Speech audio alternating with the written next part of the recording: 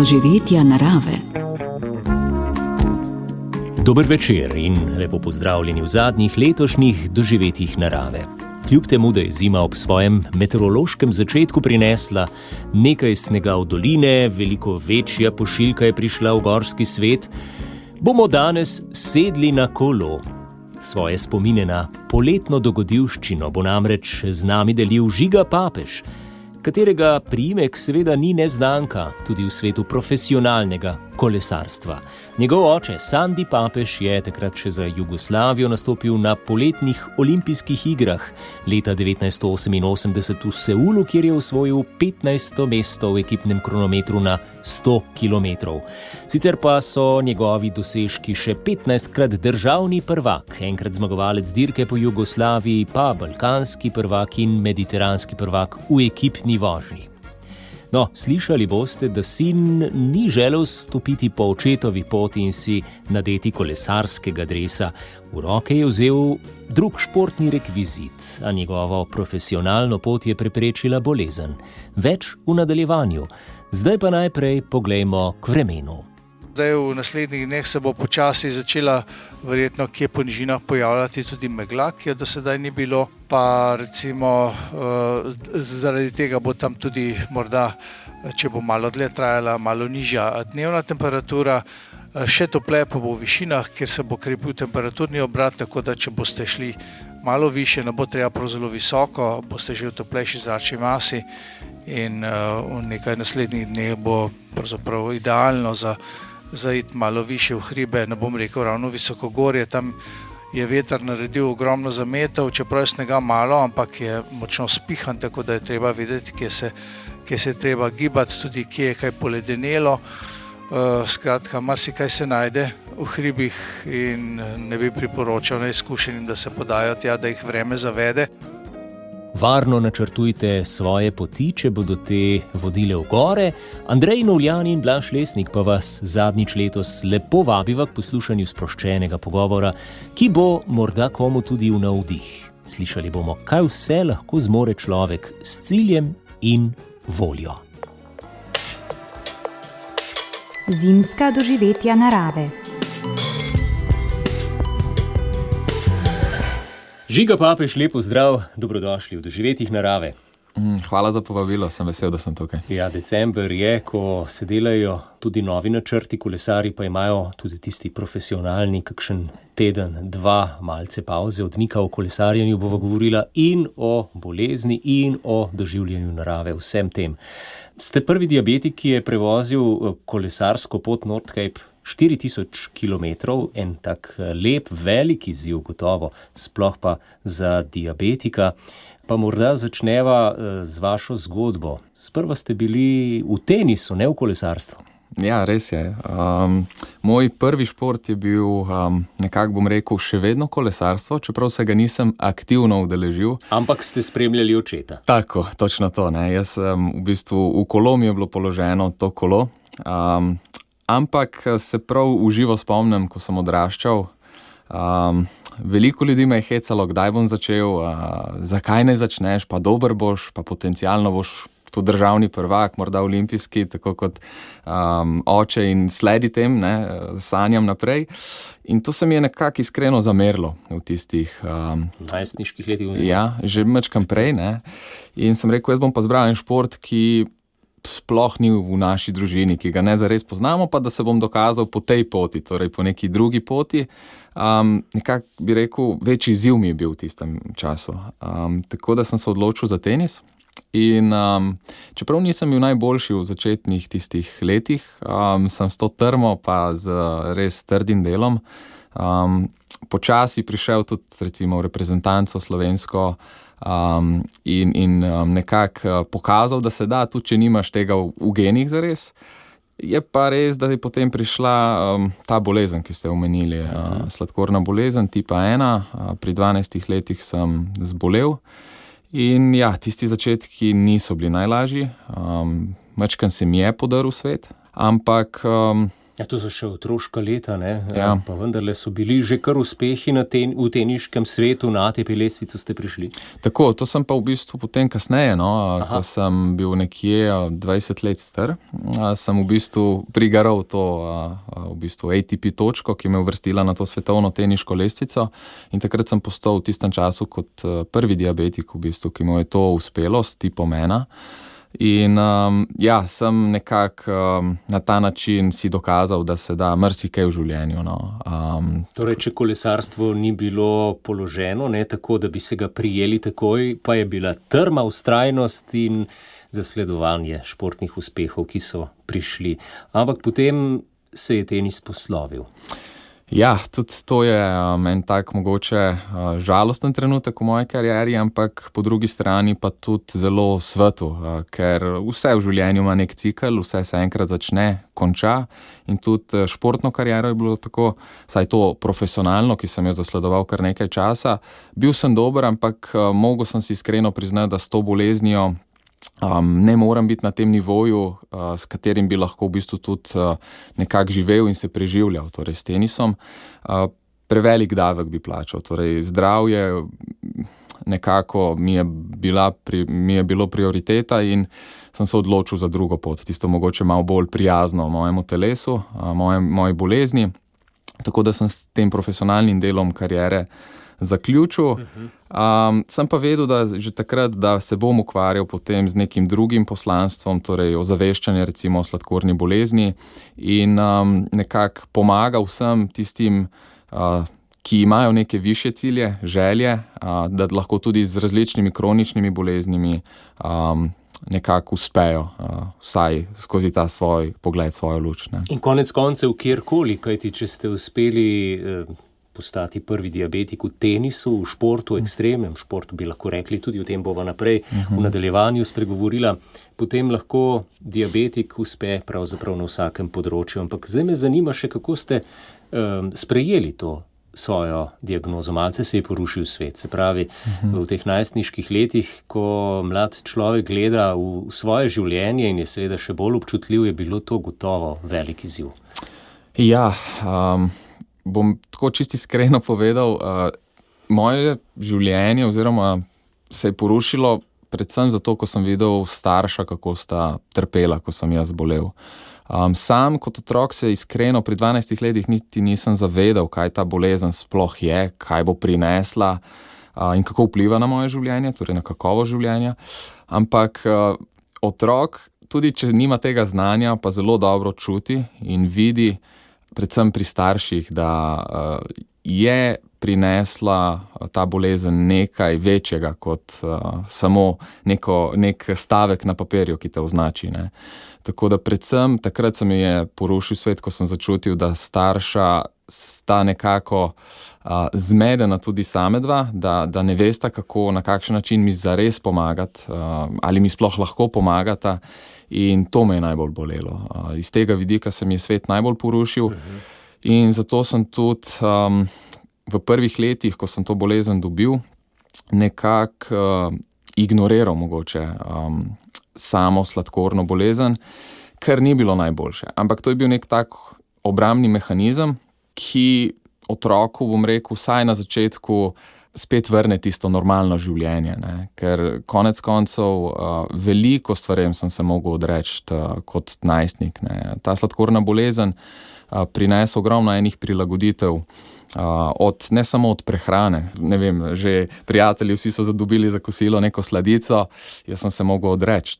Potem mogel sem v tistih časih točno ob določenih urah imeti obroke, količinsko enake obroke, da sem lahko nadzoroval sladkor v krvi. Veliko izzivov pa sploh v tako športni družini, ne, kjer verjetno so bile želje, da bi tudi sin šel po taki poti. Definitivno, hote, nehote, sin želi vsaj doseči očeta, če ne morda celo preseči. To danes ne skrivam več, v tistih letih morda nisem jasno povedal, ampak zdaj, ko sem nekako odrasel in dal to obdobje čez, lahko objektivno rečem, da sem želel se dokazati očetu, definitivno. In Ja, to ni bilo morda najbolj zdravo. Velikokrat sem šel glih zaradi te miselnosti, motivacije, ne, ki je bila prisotna, čez svoje limite. In velikokrat tudi zapostavil svojo sladkorno bolezen, ki na dolgi rok ne prizanaša. Tako da zdaj vidim, da sem si naredil v določenih delih življenja kar nekaj škode in ravno zato sem se lotil zaveščanja o tej bolezni, ker sem šel čez vsa ta različna obdobja in se naučil na lastni koži in zato želim učiti biti vzor predvsem mladim diabetikom, da ne delajo istih napak, kot sem jih jaz takrat. Poslušate Zimska doživetja narave. Žiga Papež je gost doživetij narave. Danes so doživetja povezana tudi z življenjsko zgodbo gosta, no saj tako je vedno, ampak ta vključuje bolezen, ki je pravzaprav prisotna od rojstva, diabetes tipa 1. S seboj imate tudi vedno seveda priklopljeno inzulinsko črpalko. Kako deluje in na kratko, diabetes 1 je kaj? Ja, diabetes tipa 1 je avtoimuna bolezen, ki tudi, če si predstavljamo, v bistvu naša trebušna slinavka ima več nalog in ena izmed teh nalog je, da proizvaja inzulin. Torej, inzulin pa uravnava sladkor v krvi in to je nujno potrebno za normalno, dobro življenje, ne? Zdravo življenje predvsem. In pri sladkornih bolnikih tipa 1 ta delček trebušne slinavke popolnoma odpove. In inzulin v telesu kar naenkrat ni več, zato si ga moramo diabetiki tipa 1 preko injekcij ali pa preko modernejše inzulinske črpalke, ki jo imam tudi jaz, dovajati v telo. In na tak način potem lahko vzdržujemo pravo raven sladkorja v krvi in lahko normalno funkcioniramo. Za razliko, mogoče, da tukaj na tej točki povem, to je različna bolezen le v tem smislu, torej tip 1 in tip 2. Naj povem še mogoče statističen podatek, da na svetu je okrog 10% ljudi, ki ima sladkorno bolezen, torej to je kar velika, visoka številka in kar polovica od teh ljudi sploh ne ve, da ima sladkorno bolezen, ne. Torej ima simptome, ampak se ne odloči za kakšne teste, tudi zdravniki dostikrat ne odkrijejo tega in žal živijo s to boleznijo, kar je pa najhuje, ne. Če bi dovolj hitro prepoznali to bolezen, bi lahko mnogo bolje živeli s to boleznijo, ne. Oziroma bi lahko celo kdaj preprečili nastanek te bolezni, če bi dovolj hitro ugotovili simptome. Tu govorimo seveda o tipu 2. Tako, to sem hotel tudi povedati, ne. In tip 2, recimo je 90% teh sladkornih bolnikov na svetu je tipa 2 in tudi tukaj jaz vidim svojo vlogo, da predvsem pomagam starejšim, ki so dovzetni, ne, ker tip 2 pa nastane predvsem zaradi nezdravega življenjskega sloga, tudi genetika nekaj igra tukaj vloge, ampak se zelo postopoma razvije. Torej imamo še vedno dovolj časa, da prepoznamo to bolezen in da z neko pravilno prehrano, z pravilnim gibanjem, torej življenjskim slogom, lahko to bolezen dejansko popolnoma postavimo na stran ali pa samo nekaj, bom rekel, če je ta bolezen že tako napredovala, da smo na zdravilih, da lahko ta zdravila zmanjšamo. In že to je en velik dosežek, no. Tako da jaz svojo vlogo vidim tudi pri ne samo sladkornih bolnikih tipa 1, ampak tudi pri tipu 2. Tu pa smo že res pri velikem številu ljudi in veliki nalogi ozaveščanje, zato tudi podvigi. O teh bova pa zdajle začela vašo zgodbo, ki ste jo lepo spisali letos, poleti. Kaj vas je navdihnilo za Nordcape 4000? Ja, jaz se spomnim kot otrok. V osnovni šoli smo preberali te velike enciklopedije in tudi Guinnessovo knjigo rekordov in velikokrat se je na teh slikah pojavil tale famozni globus, ki je na samem severnem rtu, torej skrajnem severu Evrope, Nordkap.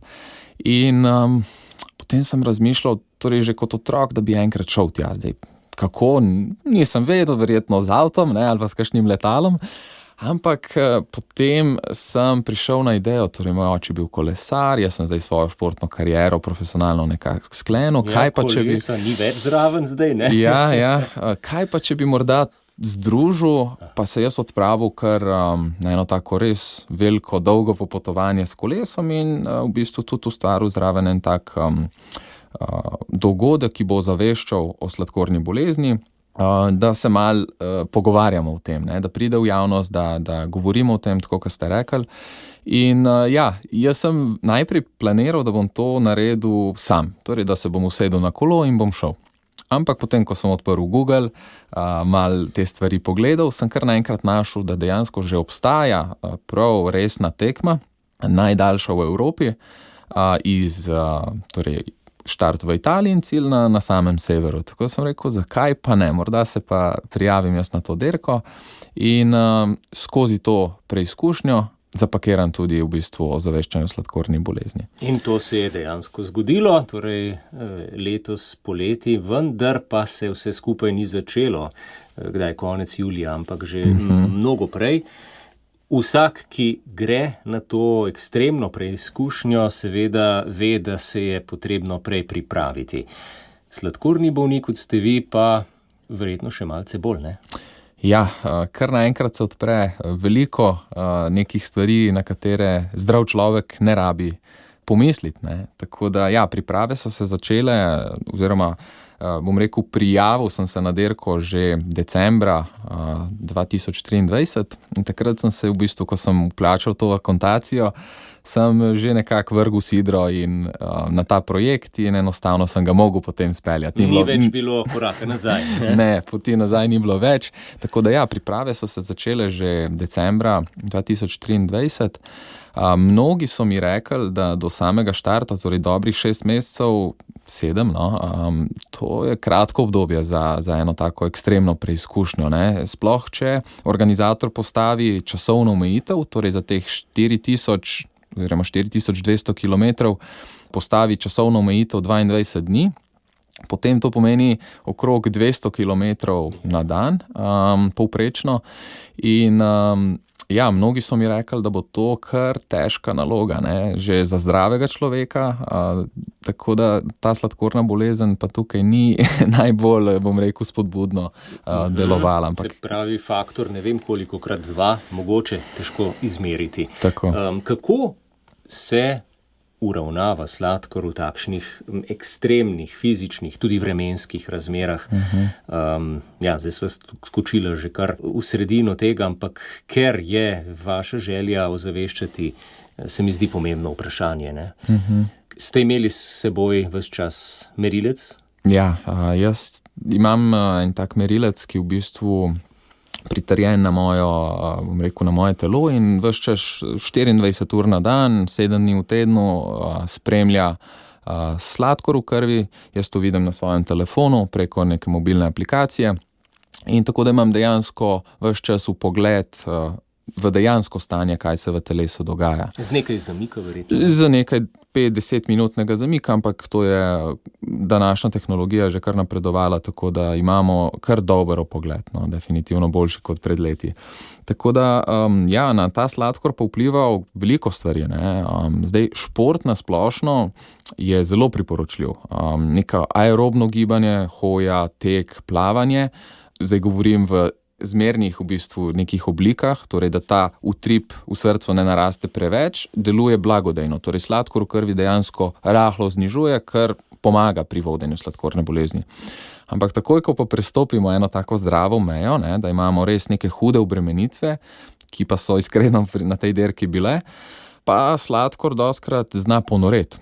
Na določene trenutke lahko drastično pade, na določene trenutke pa potem tudi odreagirajo različni stresni hormoni, ki pa dvignejo sladkor, kakšen kortizol in podobni hormoni, dvignejo sladkor in tako, da sem imel tudi jaz kar nekaj takih ekstremnih nihanj med samo dirko, ampak na take stvari se nisem mogel zares ustrezno pripraviti, skozi svoje treninge sem spoznaval svoje telo in odzive, ampak dostikrat iskreno povedal, nisem prišel do takih limitov, kakor sem bil na dirki. Kaj vas je najbolj presenetilo na teh 4200 kilometrih, česar niste pričakovali? Mogoče za en boljši pogled za poslušalce.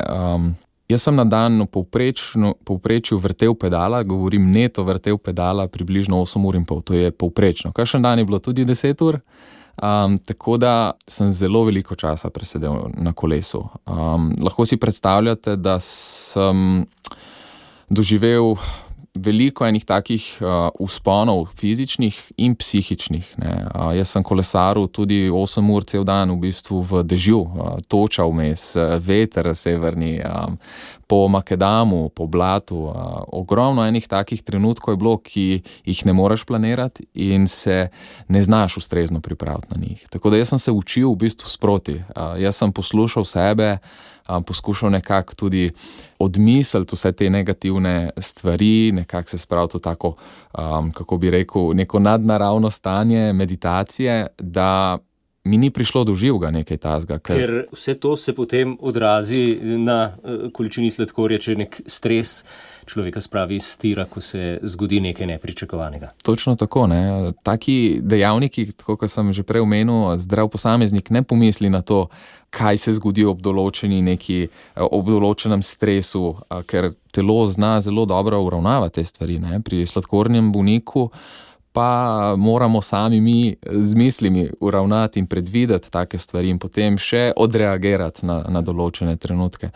Tako da, ja, veliko enih takih stvari je bilo, katere res nisem pričakoval in sem se res sproti učil. Zato pa mi je bil ta podvig še toliko bolj zanimiv, bom rekel, ali pa mi je dal mogoče nekaj več, kot sem sploh upal, da mi bo dal. In na koncu sem se veliko več naučil, pa ne samo v sladkorni bolezni, ampak predvsem tudi v nekem, kako bi rekel, takem čustvenem nivoju, spoznal sem sebe na tem nivoju in ja, to so neke take preizkušnje, ki jih nek navaden sprehod ali pa nek navadna tekma krajša definitivno ne da. Pa čeprav ste se, kot pravite, pripravljali kar nekaj mesecev prej, seveda brez tega tako ali tako ne gre, preden ste začeli konec julija na severu Italije, ste imeli že koliko kilometrov v nogah?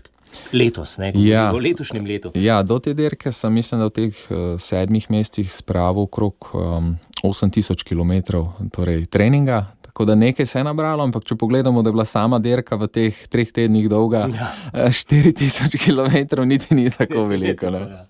Radio Ognjišče. Bodimo povezani.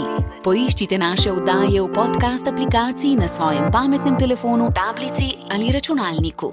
Več na radio.ognjišče.si. Žiga Papež je naš gost v doživetjih narave. Ja, ker smo v doživetjih, bova zdaj spregovorila nekaj o vseh teh pokrajinah, ki ste jih v 21 dneh prekolesarili. Hitro gre vse skupaj, ne?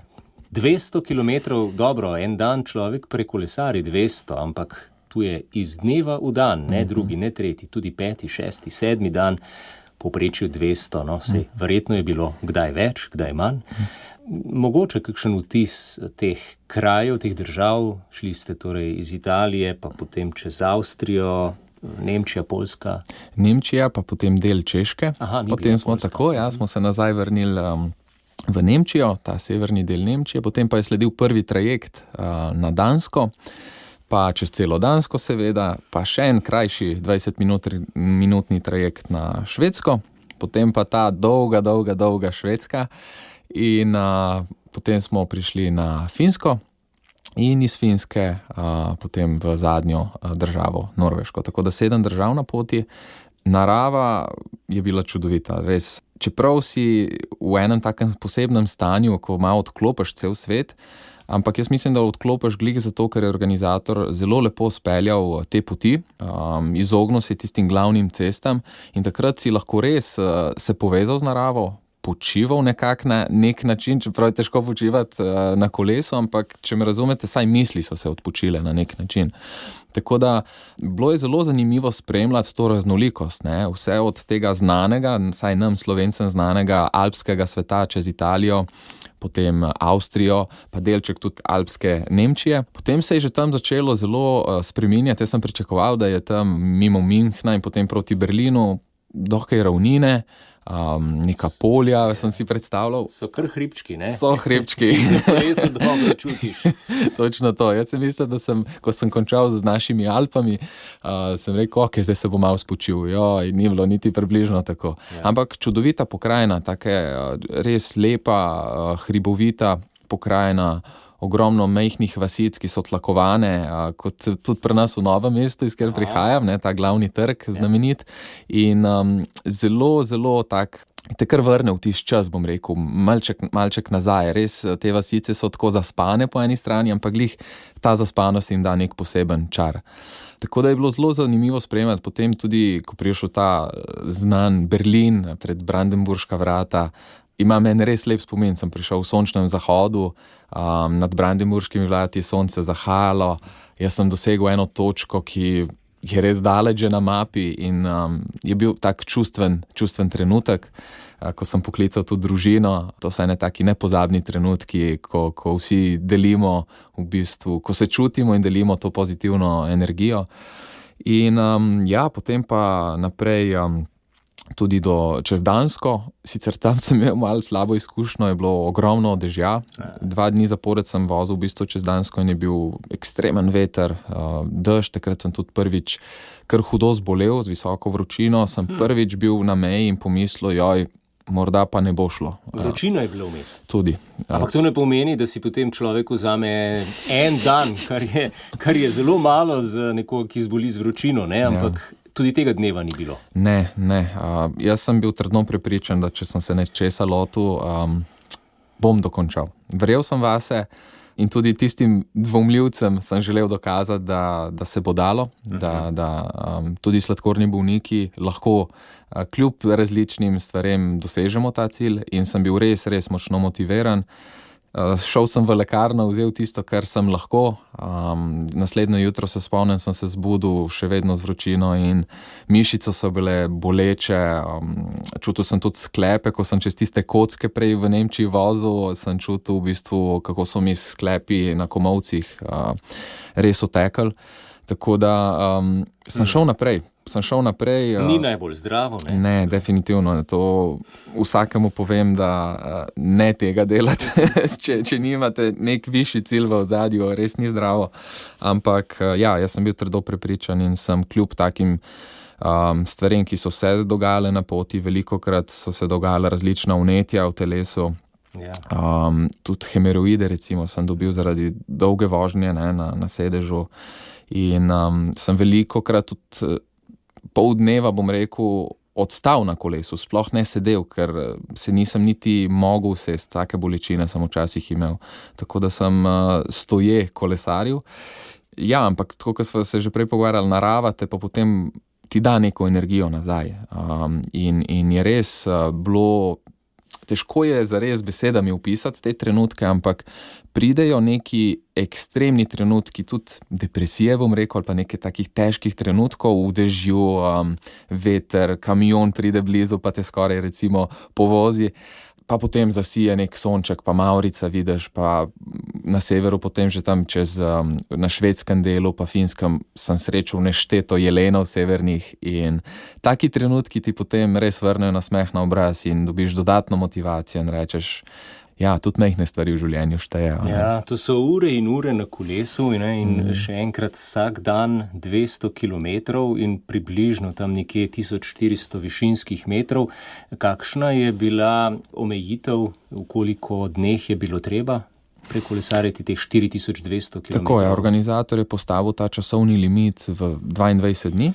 22. Jaz sem prišel 21. dan v cilj. In lahko povem še zanimivost, da od 350 prijavljenih jih je prišlo na cilj, mislim, da le 140, torej več kot pol manj, oziroma tam nekje 150, 140. Ampak že ta številka pove, kako zahtevna je ta dirka, tudi za zdravega človeka. Jaz sem bil edini diabetik sploh na tej dirki, pravzaprav v zgodovini. In veliko ljudi ni uspelo prikolesariti v časovnem limitu do skrajnega severa. So organizatorji imeli ta podatek, da ste edini diabetik? To je bila tudi ena taka smešna prigoda pred samim štartom, pred prijavo, preden sem vplačal jaz prijavnino. je potrebno dati zdravniško potrdilo, ne, tudi. Ja, in jaz sem pisal organizatorju.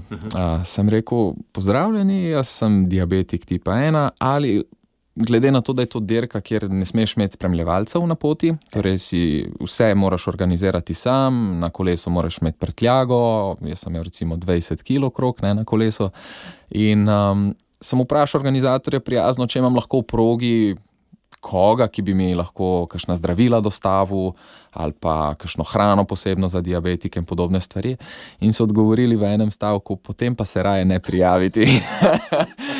Tako da takrat si lahko predstavljate, da sem naredil ravno obratno in se še bolj z veseljem prijavil. Dobro, in je šlo skozi. Torej, trma vztrajnost je obrodila sadove in so potem dovolili, ko so zvedeli, da ste uspešno prišli na cilj, seveda, saj so to takoj vedeli, organizatorji spremljajo vsakega, ne, na poti od teh 300-350 prijavljenih, so čestitali.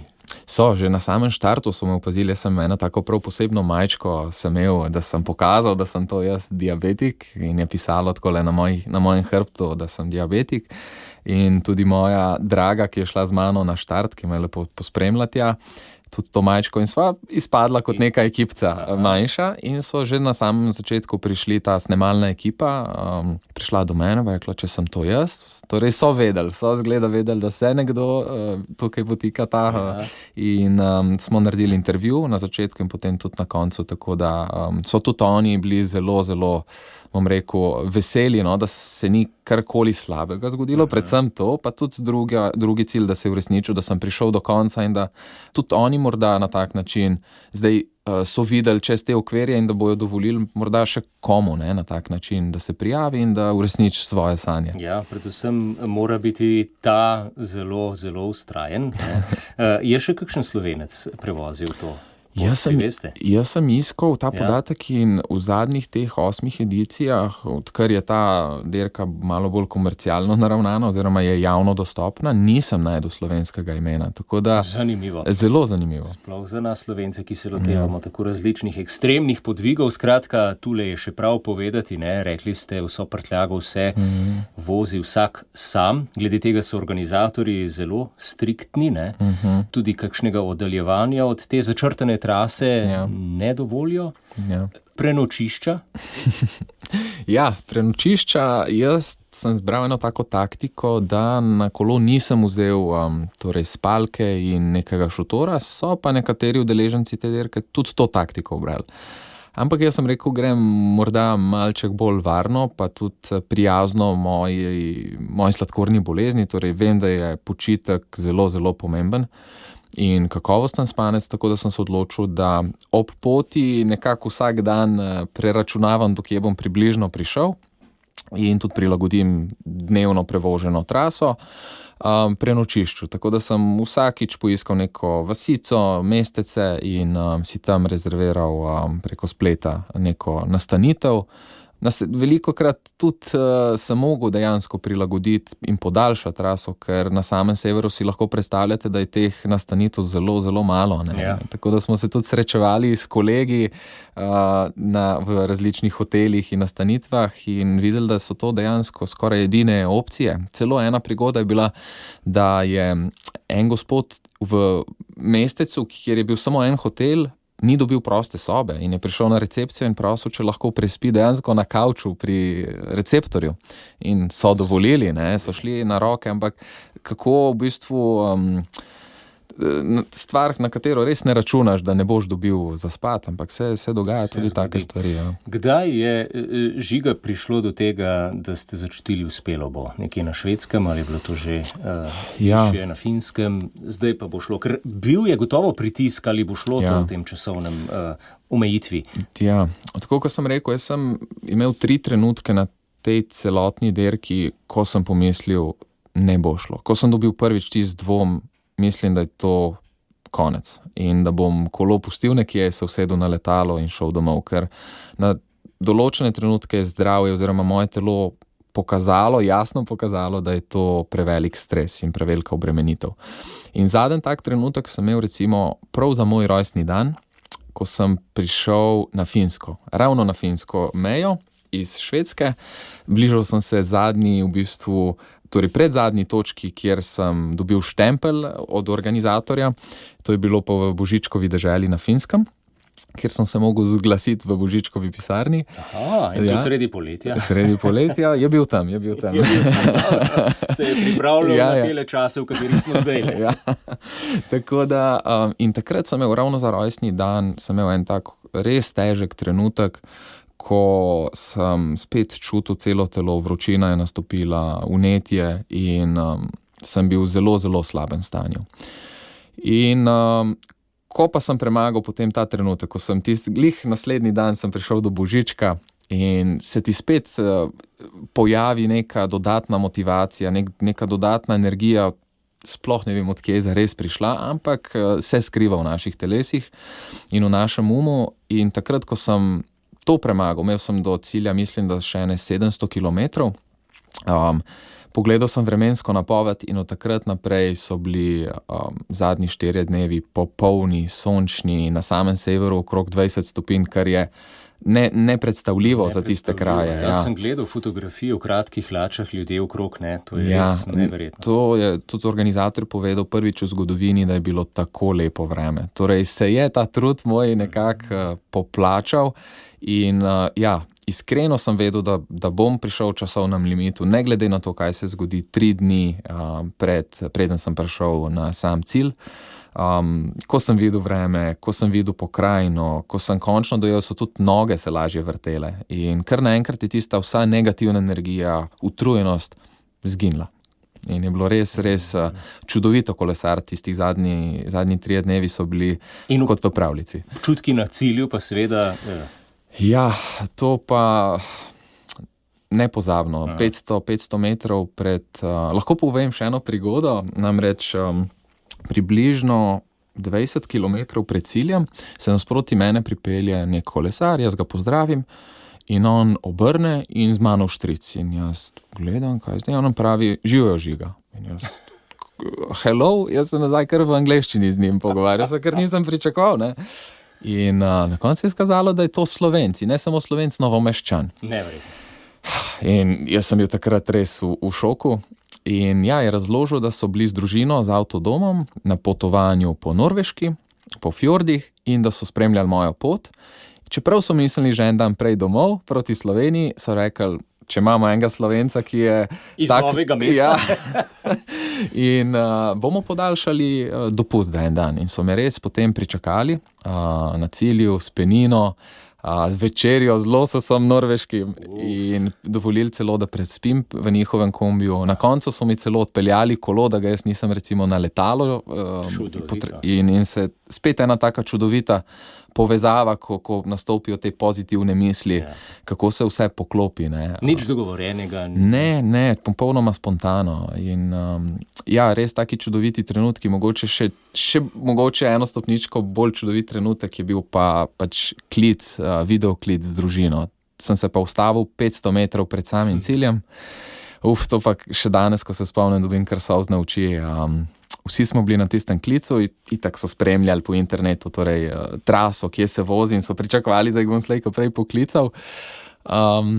In to smo imeli vsi solzne oči, to je bilo joka, ampak takega res čudovitega. Mislim, da jaz nisem uspel v tistih 3 minutah niti besede spregovoriti. Mislim, da je bila samo mama tista, ki je v joku nekaj govorila. In nepozabno, kako taka preizkušnja, kaj lahko doda človeku in tudi družini in sočlovekom, torej celotni skupnosti, ki me je spremljala, ki me je podpirala na tej poti.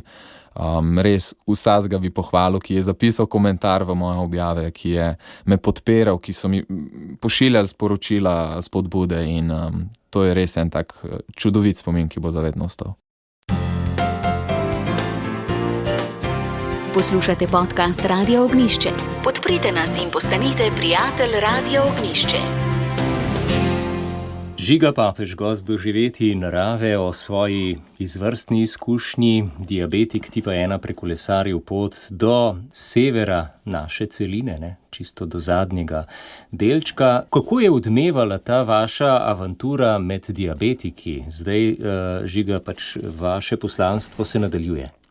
Ja, jaz mislim, da je tole šele en tak resen začetek mojega zaveščanja. Jaz sem spet nekako našel, bom rekel, drugo kariero, drugo športno kariero, seveda ne zdaj skozi neke profesionalne poti ali pa da bi se želel primerjati s komarkoli. Želim se primerjati s samim seboj, tekmovati s samim seboj in podirati neke take rekorde, ki so v naših glavah bolj kakor neke zapisane številke na papirju. Tako da, kot ste rekli, skupnost se je res povečala čez tole preizkušnjo in veliko diabetikov me je spremljalo, pa ne samo diabetikov, tudi širše. In veliko staršev, kar me najbolj veseli, mi je pisalo, da se je mnogo mladih sladkorčkov odločilo za športno pot, da so končno videli, da se da marsikaj, ker roko na srce, tudi če zdravnik reče, lahko se ukvarjaš športom, lahko dosegaš stvari, kot otrok to moraš začutiti. Ne gre kar avtomatično, tako, ne, seveda. Tako. Koliko mimogrede je diabetikov tipa 1 v Sloveniji? Zdaj, statistično je mislim, da 5 do 10% vseh, ne, torej sladkornih bolnikov, mislim, da jih je okrog 4000, če se ne motim, mogo bi zdaj zadnje številke, ampak na leto zboli okrog 70 mladih, torej diabetikov tipa 1. Vsako leto odkrije okrog 70, se ta številka že kar nekaj let giblje. Tako da, ja, ne pojenja, no, nekako številka kar ustraja že desetletja in ja, glede na to, da Slovenija manjša, ta številka še ni tako velika, ampak če gledamo pa mednarodno, potem je pa sladkornih bolnikov tipa 1 kar nekaj, ne. Torej bo dela tudi še kar nekaj, tole verjetno ni zadnji takšen projekt, če imate v mislih tudi ozaveščanje na tem področju, kjer ste doma oziroma kjer je cela družina športno in na nek način tudi ekstremno. Ja, veliko ljudi mi je tudi tale pridevnik pripisalo, no, tako da če si lahko predstavljate, ne, leta 2023 sem v decembru se prijavil na to dirko, zdaj smo spet decembra 2024. Nekaj novega se nakazuje, ne? Ja, res je. Imam že en zelo tak lep projekt pripravljen. Sej lahko, evo. Sem mislil, da bo sledilo ampak, ne? Lahko, evo, boste prvi, boste prvi, ki boste izvedeli za ta projekt. Ne bom še partnerjev omenjal, ki bojo dodali k tej zgodbi tudi eno tako posebno noto. Preizkušnja bo v Sloveniji, ne bo kolesarsko obarvana, ampak bo morda še bližje naravi. Torej v Sloveniji imamo eno tako čudovito pot. Mnogi ne vedo, da je celo prva uradno registrirana slovenska transverzala, 616 km dolga, mislim, da čez 40,000 višinskih metrov praviš na tej poti, torej od Maribora, vse od Pohorja in čez vse glavne slovenske vrhove, tudi Triglav, pa potem do Debelega Rtiča poteka ta slovenska planinska pot. Moj cilj je, da jo samooskrbno, brez kakršnekoli zares pomoči, čim hitreje pretečem.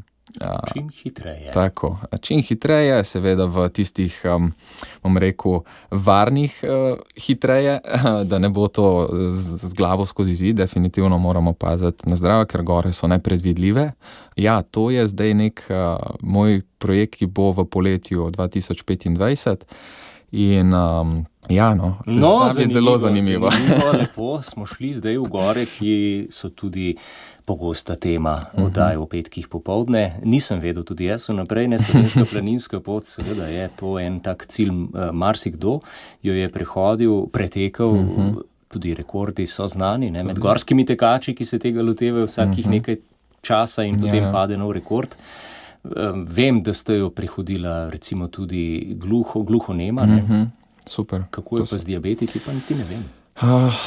Slepi so jo tudi prehodili, tako? Verjamem, da jo je kdo že prehodil, definitivno. Zdaj pa malo dvomim, saj tako, kot sem se tudi jaz z nekaterimi diabetiki, ki so v alpinizmu in tako pogovarjal, so rekli mi, noben verjetno se pa ni lotil, da bi to v enem kosu. V enem kosu, torej tako. Brez premorov vmes, ne? Tako.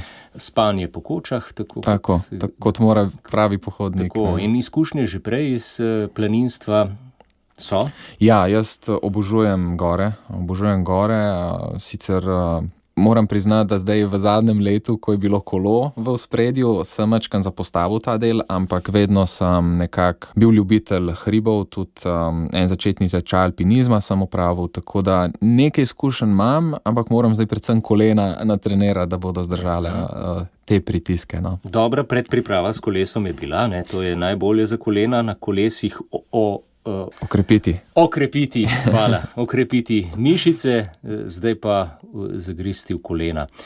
Žiga, jaz želim, da se tako uspešno, kot se je tale avantura z Nordkapom konča tudi prihodnje leto, sredi poletja, verjetno kdaj, julij, avgust? Tako, tukaj bom še mal videl, predvsem se bo treba prilagoditi tudi vremenu, tako da mogoče čistočnega termina ne bom imel do kakšnega meseca prej, no, ampak ker konec koncev zdaj pohodna pot traja približno 34 dni, ne, če hodimo. Zdaj ja, za toliko naprej vremena je težko vedeti, ne, tako da predvsem varnost na prvem mestu. Varnost na prvem mestu, no pa tudi te časovne omejitve od drugih ne bo, sami ste si jo, oziroma si jo boste zadali?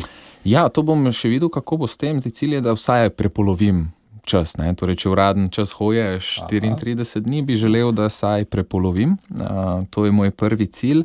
Je pa res, da tudi te rekordi, ki so prej padali, ki ste jih omenjali, tukaj je bilo, dejansko so ljudje se lotili za veliko pomočjo tudi ostalih ljudi. Torej, oni so samo tekli, zraven so imeli zdravniško oskrbo, potem tudi kuharje, ki so jim hrano med tekom dejansko tudi dajali. Brez nahrbtnika, ne. Jaz želim to malo bolj prvinsko vse skupaj upraviti, torej res naravo. Brez pomoči, se pravi vse boste nosili sami? Tako da verjetno bom imel kar nekaj kil na hrbtu. Dejansko bo mogel premagati to pot popolnoma sam, brez kakršnekoli pomoči. To pa mislim, da saj nisem sam zasledil, da bi nekdo se lotil takega podiranja rekorda. Ampak je res nekaj popolnoma drugega, ne? Če moraš na hrbtu nositi še, ne vem, 10-15 kil? Verjetno, pa ne samo to, ne, jaz moram še zdravila sabo nositi in če se karkoli tudi s tehnologijo, torej z mojo inzulinsko črpalko zgodi, moram imeti rezervne injekcije inzulinske in tako naprej, merilce sladkorja in je še kar nekaj takih stvari, ki spet zdrav človek ne bi pomislil. Ne. In časovni izziv samo zato, da je bolj zanimivo, zato ker je, ne vem, bolj pritegne v današnjem času? Morda, ampak predvsem, da dodamo večjo motivacijo mlajšim generacijam. Torej, da se da presež tudi nekaj, kar na trenutek zgleda nemogoče.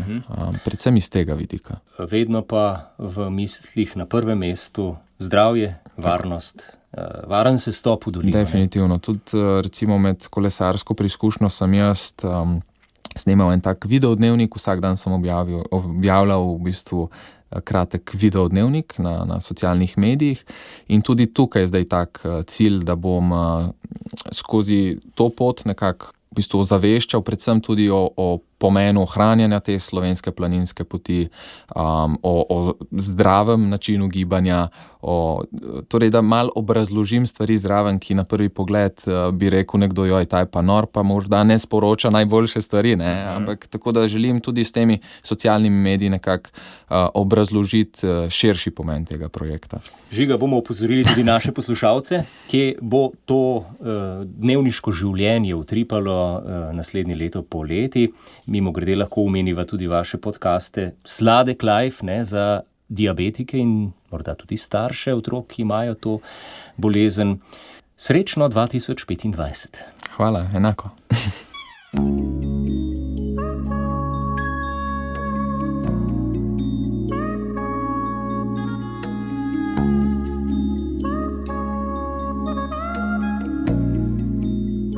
Doživetja narave.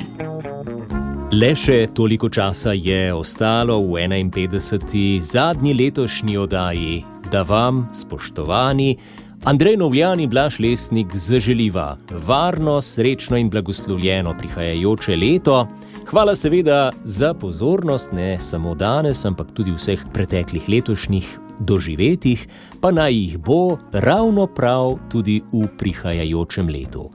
Varen korak in srečno! Naročite se na podcast oddaje. Storitev je brezplačna.